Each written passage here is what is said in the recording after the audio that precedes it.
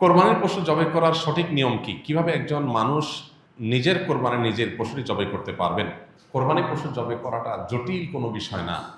আমাদের সাধারণ মানুষের মধ্যে এক ধরনের ভীতি কাজ করে, ভয় কাজ করে। আমরা মনে করি যে কোরবানি পশু জবের অনেক নিয়ম কানুন আছে, যেটা একটু এদিক সেদিক হয়ে গেলে আর কোরবানি হবে না। এটা আমাদের অনেকেরই অহেতুক ভীতি বলতে পারি। খুবই সিম্পল এবং খুবই সহজ একটি বিষয়। আপনি মোরগ যেভাবে জবাই করবেন, হাঁস যেভাবে জবাই করবেন, ঠিক একই পদ্ধতিতে গরু ছাগল জবাই করবেন। এক্ষেত্রে আপনার দেখার বিষয় হলো বিসমিল্লাহ বলে জবাই করছেন কিনা। এটা প্রথমত বিসমিল্লাহ বলছেন কিনা। বিসমিল্লাহ আল্লাহু আকবার বললেন জবাই শুরুতে, এটা প্রথম আপনার হালাল হওয়ার জন্য শর্ত।